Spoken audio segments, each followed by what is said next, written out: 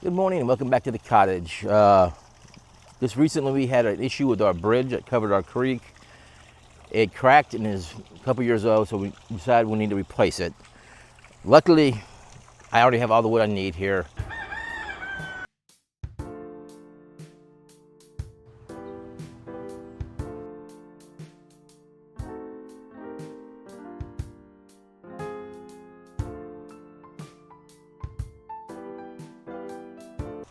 A person in town decided she wanted to tear out some shelves and a bunch of other stuff and said if I took it out, I could have it. So I got my base, which is 4x4s. These are the 4x4s she gave us. I had 5 of them. I'm gonna use those as a base, and she gave me a bunch of 1x4s, which I'm gonna use as the steps of going across. And if you want to see this is the old bridge. As you see, it's pretty worn out and busted up over here, broken by the frame. It was covering the creek that we built. Well, let me rephrase that.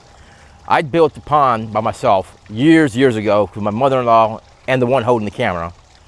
Then I came home one day and they built another pond at the bottom of the hill. And then later on I came home again and all of a sudden I had a creek down the middle thanks to Cheyenne. So now I built a bridge to go over the creek, but as you can see, it's time to replace it. So with that being said, I'm gonna take the 4x4s as the frame. I know it's 4 feet wide and it's, oh, how wide, long is it again? And we got basically almost 5 feet, about 4 feet and a half. So it's going, with these being my 4x4s are 5 feet, so it's a little longer than that one. So I'm hoping I have enough 1x4s to finish this out. And I know I'm gonna cut some of these down to length, but most of them should be 4 feet, if I remember correctly, 4 feet. So basically what I'm gonna go like that.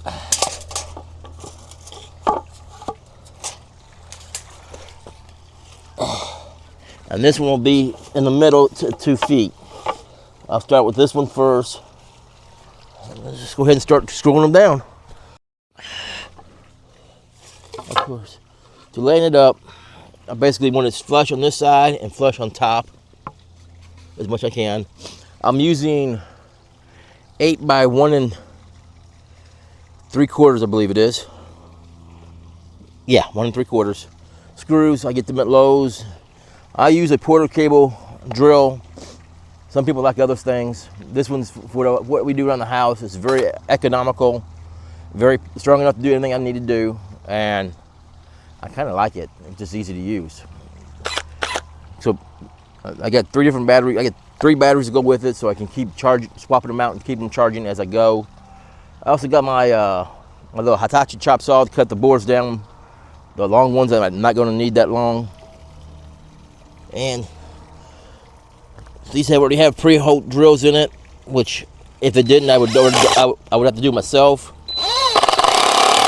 Luckily, when we took it apart, they were on a wall, and so the holes are already in it. So I'm just reusing the same holes. Don't want to do that one yet. Put 1 screw in, make sure it stays on that side. Then I'm going to come to the other side and do the exact same thing.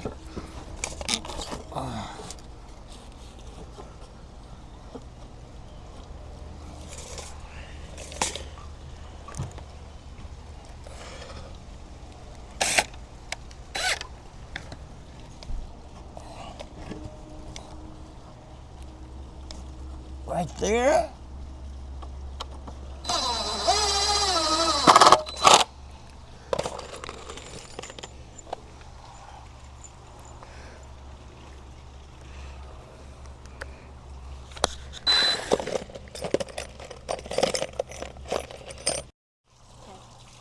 I got the first board started. I got 1 screw on each side, so now I'm gonna do the bottom side so I get it all level, evened out. And this one comes in a minute.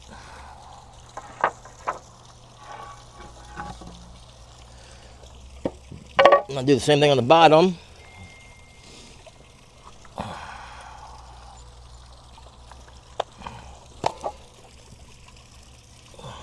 flush on both sides.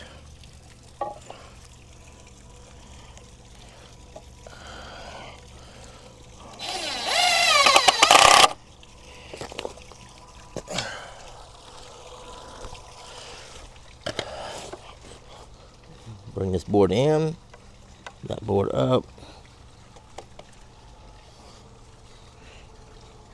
Good to go.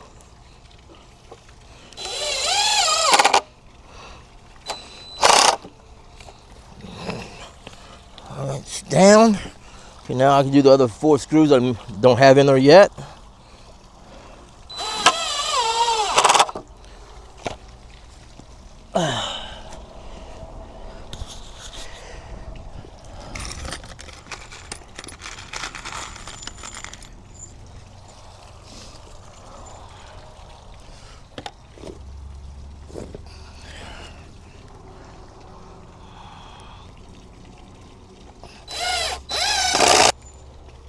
The reason I did 1 screw first on each side, that way I can still move the boards around and get it flush on all 4 sides and keep it equal like I want it. Then I went back and finished it off. Now it's, as you can see, it's good and tight and won't move now. If you put both screws in, it's harder to do that with. Especially when you go from side to side.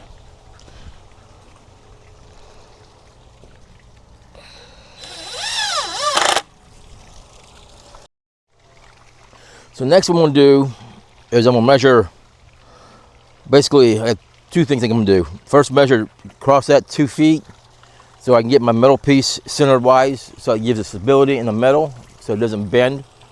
And then I'm gonna space out all the ones down as I go.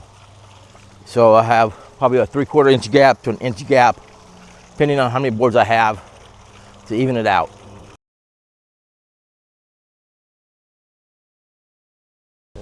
As of right now, I had a couple boards with perfect length, but most of them are a little long, so I need to trim them down. So I need to go 4 feet.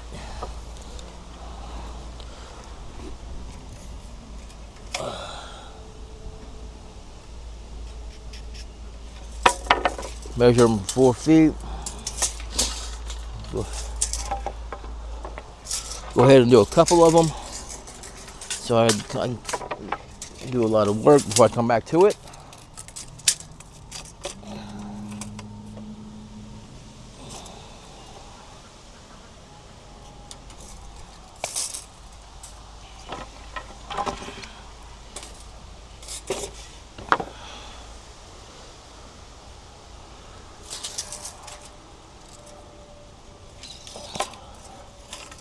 Some people would cut them all at one time. You can do what you want, however you feel like doing it.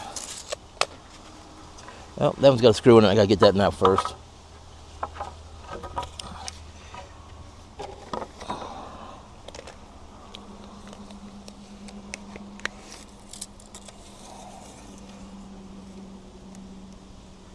Okay, I got 4 here. I'm gonna do 4, that way I can keep the process going and I can explain more of what I'm doing.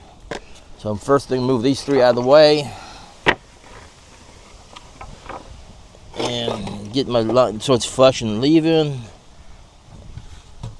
Shannon's on that side. I'll flip it around so like that. Always, before you use a saw like this or any saw, put your glasses on. That goes for jigsaw, scale saw, miter saw, basically anything you're doing. Should actually, you can't, if you really want to, you can wear them while you're doing this drill bit, using the drill. They recommend it. I just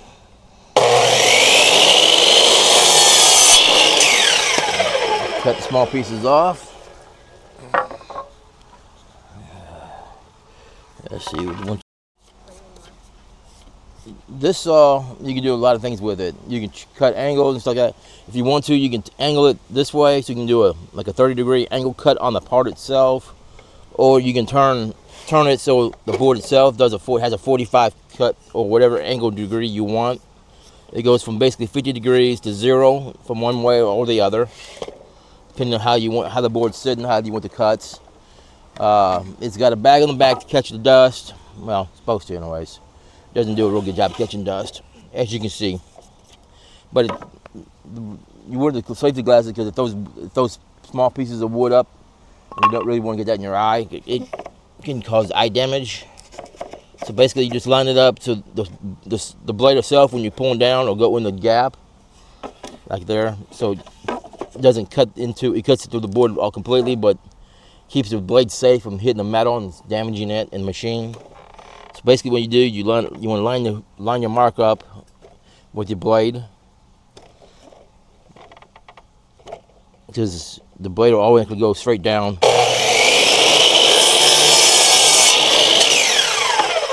There's a lever up here in the handle, so when you want it to start moving, you pull the lever towards you and it turns.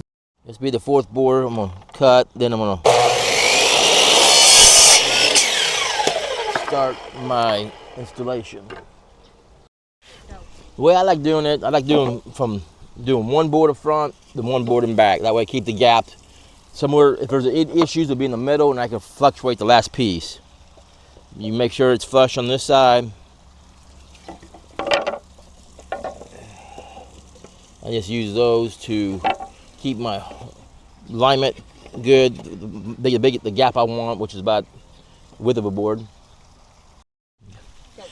Okay, so first, again, I like doing one screw at a time, make sure it's flush. Now you don't have to worry about the front part because it's based off of that. Get my drill and my bin of screws. I keep them separated. I got 3 different sizes. I usually use 1 5/8, which is this one. I have a 2 1/2 and a 3 1/2, depending on what kind of boards I'm working with and what I'm dealing with. And if I'm using 2x4s going through 2x4s, I use the longer ones that we have carries. The more the screw you got in the board, in the wood itself, the better hold it'll have.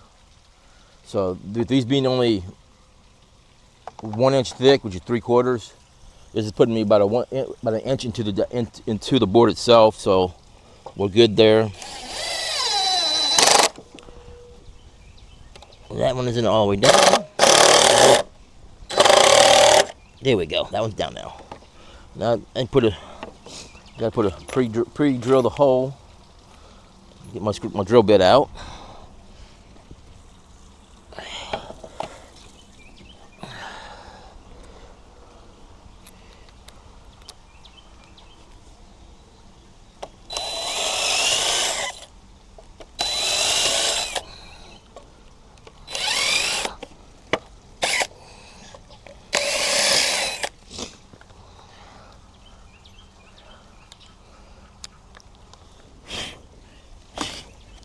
Okay, again, you want to push it so it's flush. Get the second screw in. Now you get that good where you want it. Knock your boards out. Make sure your gap's good. I like it.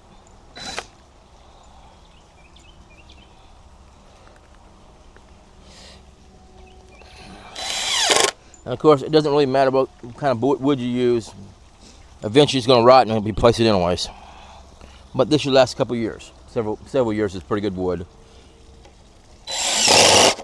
The last one was actually a pallet. We took apart and rebuilt to make it the way I wanted it for the bridge.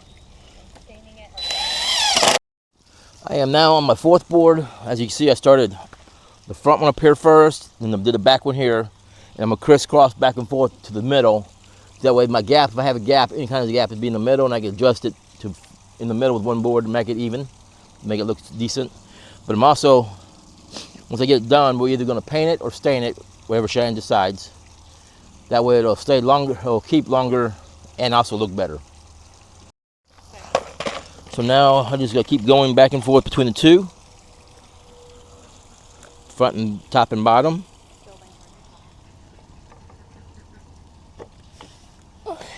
Make sure it's flush against that board, that it doesn't move. Keep your gaps the same.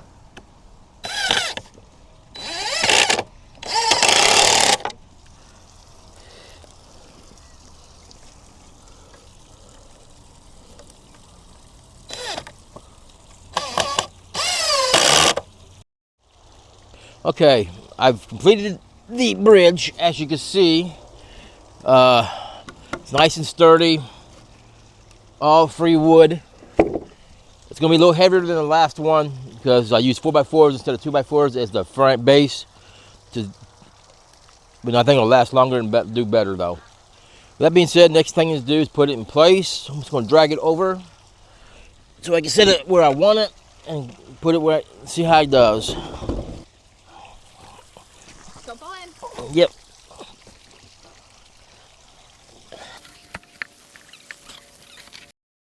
Okay, we got the bridge in place. It's pretty much stable. So give it a test. I think we're good. Thank you for watching the video, coming along this journey with us. We appreciate it. If you like the video, like, subscribe, give us whatever you got to do, and have a nice day.